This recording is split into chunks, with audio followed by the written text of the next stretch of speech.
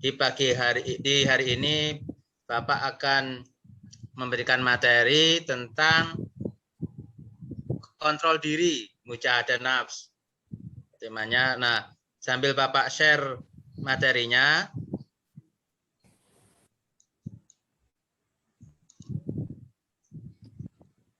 Gimana anak, kelihatan? Iya Pak, kelihatan Pak. Iya, alhamdulillah kelihatan.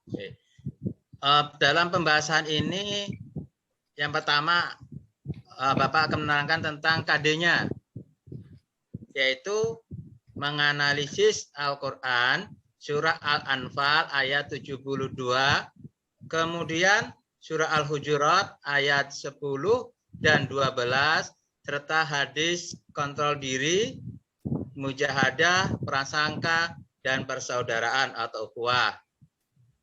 Kemudian tujuan pembelajaran, nah, setelah mengamati buku-buku, berdiskusi, dan menggali informasi, peserta didik akan dapat mengidentifikasi hukum bacaan tajwid, menjelaskan asbabun nuzul, menjelaskan arti, kandungan, isi surah Al-Anfal ayat 72 tentang kontrol diri dengan benar.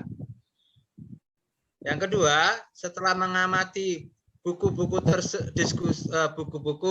berdiskusi dan menggali informasi, peserta didik akan dapat menjelaskan arti, kandungan, isi hadis tentang kontrol diri dengan benar. Nah, sebelum materi atau pembahasan lebih lanjut, nah, Bapak akan membagi dua kelompok. Nah, Pak Ananda Rois dan Ridwan, kelompok pertama yang membahas tentang identifikasi ilmu tajwid yang ada di surah Al-Anfal ayat 72. Kemudian kelompok yang kedua, Ananda Rois, Ananda Wuri, Ananda Rahmat, yaitu mendiskusikan tentang makna isi kandungan dari surah Al-Anfal ayat 72. Nah, Bapak beri waktu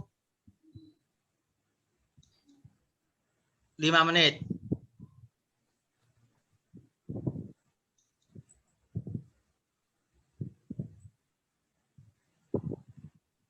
Nah, sambil berdiskusi, Bapak mengabsen dulu ya, anak-anak.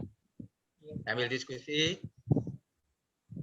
Ketua kelas Ananda Rois, teman-temannya hadir semuanya? Hadir Pak Guru, hadir. Ada yang sakit? Enggak ada Pak Guru, sehat semuanya. Oh, alhamdulillah, sehat semuanya. Saya kira waktu diskusinya cukup. Kemudian, nah, dari salah satu siswa, ya, Ananda Sahran, tolong baca surah Al-Anfal ayat 72 tentang kontrol diri. Baik Pak, terima kasih. Mohon maaf kalau nanti salah-salah Pak ya. Oh ya.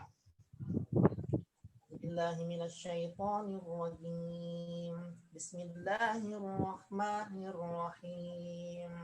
Innal ladzina amanu wa hajaru wa jahadu bi amwalihim wa anfusihim fi sabilillah والذين آووا ونصروا أولئك بعضهم أولياء بعض والذين آمنوا ولم يهاجروا ما لكم من ولايتهم من شيء حتى يهاجروا وإن استنصروكم في الدين فعليكم النصر إلا على قوم بينكم وبينهم ميثاق والله بما تعملون بصير. Shallallahul Azim.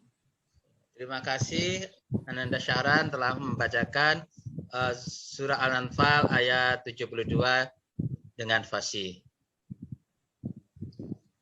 Nah, hasil diskusi tadi salah satu dari kelompok satu coba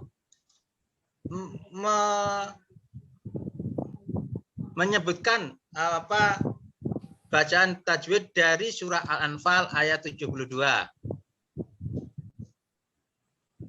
Oh ya, Pak Guru. Itu ada pada ayat malakumi walayatihim.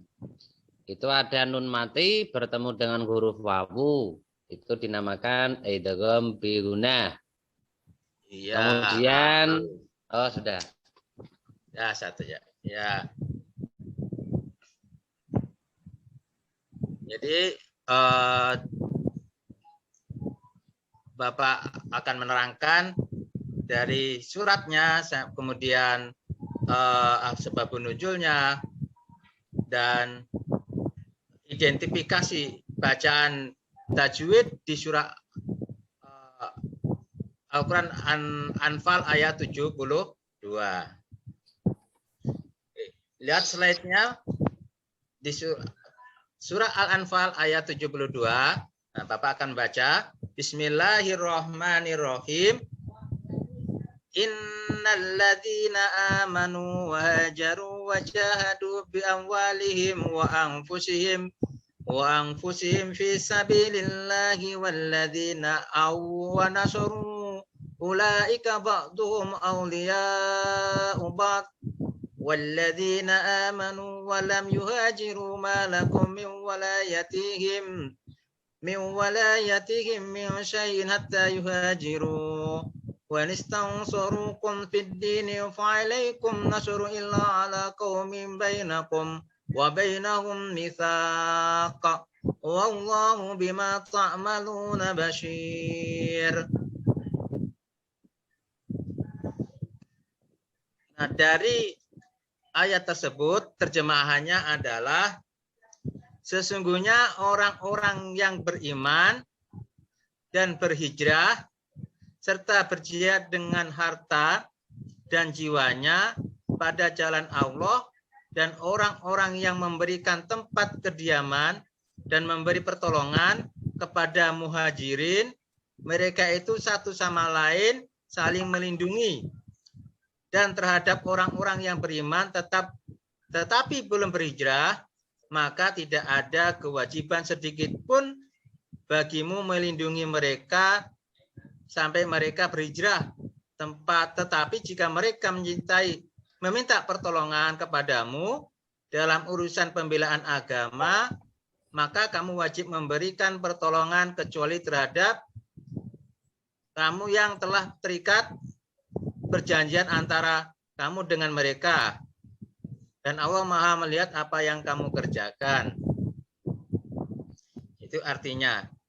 Nah, kemudian kembali lagi ke slide yang ketiga, yaitu adalah kajian tajwid yang anak-anak diskusikan tadi. Yang disebutkan oleh Ananda Rois, malakum min walayatihim. Bacaannya adalah idgham. Kenapa dia namakan idgham? Ada yang tahu anak-anak?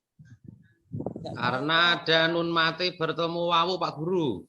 Iya, betul. Ada nun mati bertemu dengan wawu. Kemudian yang kedua, min syai'in. Bacaannya Eva. Karena dinamakan Eva itu ada disebabkan nun sukun bertemu dengan shin.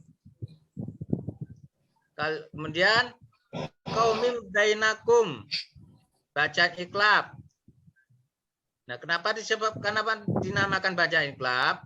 Karena itu disebabkan ada tanwin bertemu dengan huruf ba. Dan bainahum mitsaq. Itu hukum bacaan dari bainahum mitsaq adalah idgham mutamasilain.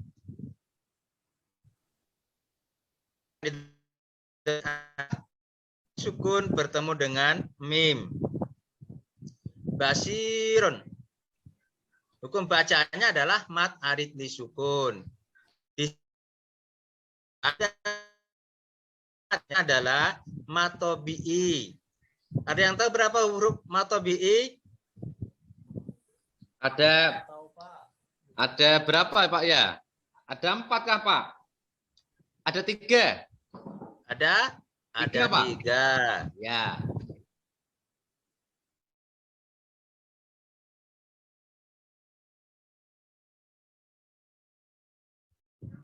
Ya, nah ini huruf matobi'i. Nah, di sini adalah dinamakan mat arid sukun karena matobi'i ini berada di akhir kalimat. Bisa dipahami anak-anak tentang identifikasi tajwid? Bisa Pak Guru, bisa. Ada yang ditanyakan? Enggak ada Pak Guru. Ada Pak. Paham?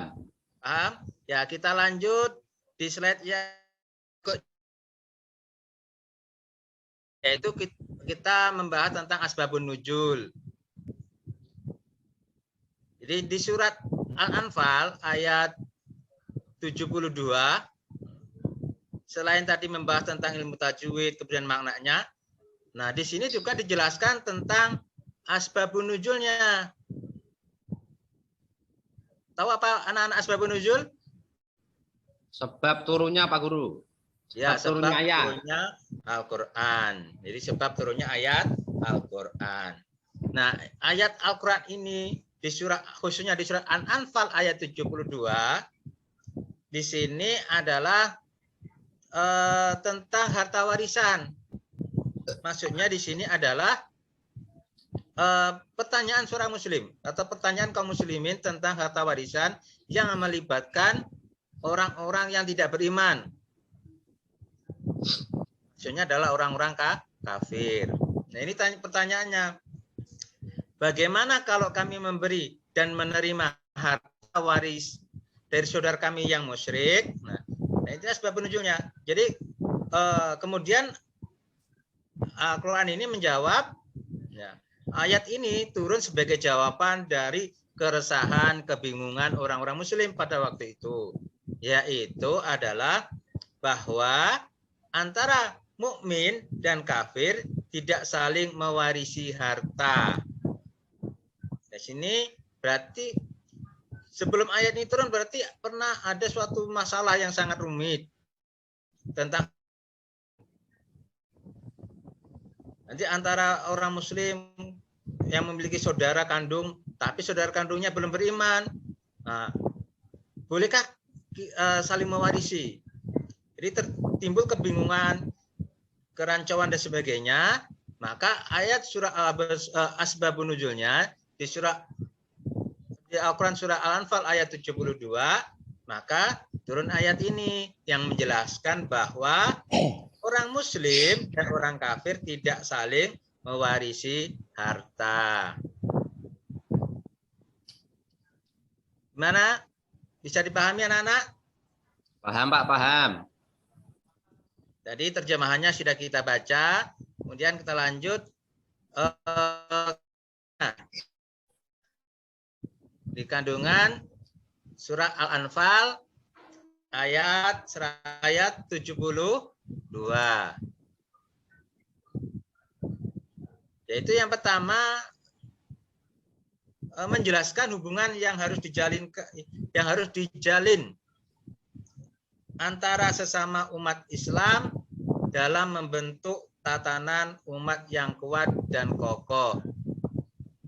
Maksudnya di sini ya aslinya meskipun kita berbeda suku dan sebagainya, tapi kita dipersaudarakan yaitu dengan saudara umat Islam. Makanya sebagai untuk membentuk tatanan umat yang kuat, yang kokoh, yang tidak tercerai-berai. Dan yang kedua, jalinan kasih sayang senantiasa saling melindungi. Harus selalu dibina di antar kaum muslimin atau kaum muslim. Jadi harus ada saling kasih sayang, kemudian saling melindungi, kemudian saling mendidik dan sebagainya. supaya ada kekuatan, ada rasa kasih sayang yang timbul dalam kalangan umat Islam, meskipun kita tidak dipersaudarakan dalam satu ikatan darah, tetapi di sini kita dipersaudarakan dengan kalimat la ilaha illallah atau sebagai saudara muslim, bentuk daripada ukhuwah pada nantinya. Kemudian sesama orang beriman harus saling membantu, menolong, dan memperkuat terutama saat-saat menghadapi musibah atau kesulitan. Nah, di sini kita harus bisa membantu kalau ada tetangga, kalau ada teman yang mengalami suatu kesulitan, musibah, nah kita harus bisa saling menolong. Dan perlu kesungguhan bagi setiap muslim untuk bersama-sama memikul beban berat, perjuangan, saling menolong dan melindungi, baik melalui harta maupun jiwa. Nah, di sini yang kandungannya nomor 4, ya kita harus adanya kerjasama, saling tolong menolong. Jadi kalau ada kesusahan ya kita bantu dan sebagainya. Dan pada setiap kurun, nah di sini yang kelima, pada suatu masa ada orang yang mementingkan dirinya sendiri, mau hidupnya sendiri, tidak mau berbagi, tidak mau menghargai dan sebagainya. Artinya, nah disitulah nanti kita bisa menahan diri untuk tidak berbuat hal-hal yang dilarang oleh agama. Dan yang ke-6, keberhasilan dan kesuksesan itu dipegang komitmen. Artinya suatu keberhasilan dan kesuksesan itu kita harus komitmen untuk menjaganya. Kemudian yang ke-7 adalah perlunya umat Islam melakukan hijrah di saat menghadapi suatu kondisi yang tidak menentu. Nah, di sini kan di surat Al-Anfal itu kita boleh hijrah, artinya berpindah ketika suatu situasi dan kondisinya tidak aman atau ada gangguan, maka kita boleh hijrah. Artinya hijrah ini pindah ke tempat yang lebih aman. Bina, bisa dipahami? Bisa Pak Guru. Nah, sikap dan perilaku yang mencerminkan ayat. Jadi kita tadi bahas tentang mulai dari tajwidnya, asbabun nuzulnya, isi kandungannya. Nah, maka ada sikap dan perilaku. Sikap perilaku kita yang mencerminkan di ayat tersebut, pada ayat tersebut. Ya, yaitu untuk meraih kesuksesan dibutuhkan komitmen yang tinggi dari seluruh komponen umat, baik pikiran, tenaga, harta, bahkan jiwa. Nah, dari perilaku kita atau sikap kita adalah apabila kita ingin sukses, umat Islam sukses, maka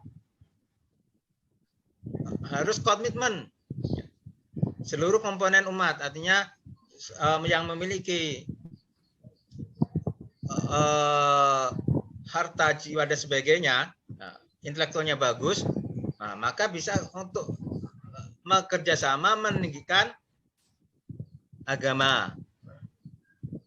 Kemudian tradisi diaspora.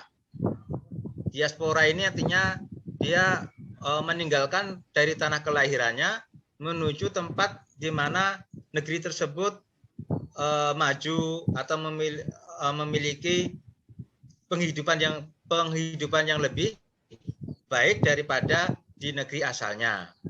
Itu namanya diaspora. Jadi tradisi diaspora, tradisi pindah berpindah, yaitu menjelajahi kawasan dunia, kemudian ekspedisi dan eksplorasi, harus ditumbuh kembangkan di kalangan umat Islam, mengikuti tradisi umat Islam dahulu, di tradisi diaspora. Jadi tradisi diaspora itu tradisi hijriah. Jadi, umat Islam zaman dahulu, ulama-ulama dahulu, dia mencari ilmu dari negeri satu ke negeri yang lain. Kemudian kontrol diri. Jadi menata keluarga dan umat yang dilakukan secara sungguh-sungguh menjadi kunci keberhasilan dan kesuksesan umat Islam baik untuk masa kini dan masa esok. Masa kini dan esok. Jadi kontrol diri, menata keluarga yang dilakukan secara sungguh-sungguh. Jadi kesuksesan kita selaku umat Islam berarti harus bisa mengendalikan hawa nafsu, mengendalikan dirinya dari marah, dari benci dan sebagainya. Kemudian bahu-membahu, saling melindungi, menolong dan membantu antar sesama umat Islam sangat diperlukan dalam ikhtiar menggapai dan menuju kemuliaan Islam dan martabat umat. Ya, supaya Islam itu bermartabat dan mulia, nah disinilah kita bisa bahu-membahu, saling tolong-menolong untuk menuju kesuksesan dan kemuliaan tersebut. Dan setiap kehidupan pasti dilingkupi keburukan, kehalangan, rintangan, terkadang sangat menyulitkan. Nah, setiap kehidupan itu tidak semulus ya, ibaratnya jalan tol ya. Pasti ada liku-likunya. Nah, dengan hal tersebut, nah kita bisa melewati rintangan sehingga kita bisa menuju kepada kesuksesan. Bisa dipahami anak-anak? Halo? Bisa, Pak. Ya. Untuk materi tentang surah Al-Anfal yaitu kontrol diri di surah Al-Anfal ayat 72 bisa dipahami semuanya? Bisa, Pak. Bisa. Insyaallah, Pak. Untuk mengerjakan tugas nanti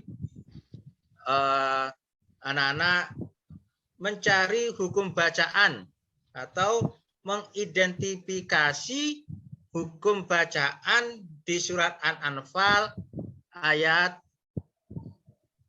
72 yang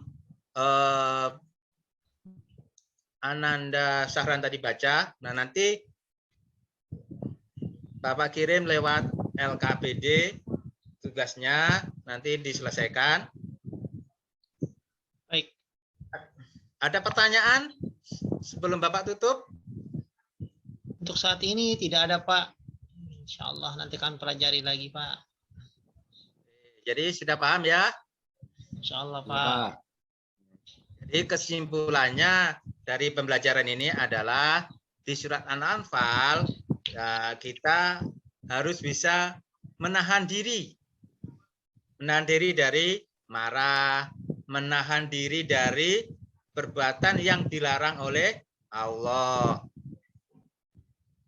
Kemudian kesimpulannya berikutnya adalah bisa mengidentifikasi mana bacaan idgham biguna, mana bacaan mat arid li sukun, mana bacaan ikhfa. Nah, demikian pembelajaran di sore hari ini atau pada hari ini. Sebelum Bapak tutup, Bapak minta tolong kepada Ananda Rois untuk menutup pembelajaran pada hari ini. Ya, Pak. Ya, silakan. Ya, terima kasih Pak Guru atas waktunya yang diberikan. Marilah kita tutup pelajaran ini dengan berdoa kepada Allah Subhanahu wa taala, semoga diberi ilmu yang bermanfaat barokah yang nantinya bisa diterapkan dalam kehidupan kita sehari-hari. Marilah kita tutup doa belajar ini dengan membaca hamdalah bersama-sama. Alhamdulillah. Alhamdulillah. Jadi saya Bapak ingatkan pesan lagi, nanti kerjakan LKD, LKPD, kerjakan LKPD yang Bapak kirim melalui dokumen atau Google Classroom di grup Classroom maupun di grup WA. Ya. Bisa dipahami anak-anak? Bisa Pak Guru. Ya. Bapak akhiri, Assalamualaikum warahmatullahi wabarakatuh. Waalaikumsalam warahmatullahi wabarakatuh. Pak, ini cara ngeceknya gimana nih Pak ya? Rekamannya. Coba saya stop dulu Pak ya. Apa gimana Pak? Saya stop dulu, saya lihat dulu. Saya tadi kan saya berhenti, habis itu saya lanjut kepada Pak Imam. Ah. Stop dulu ya.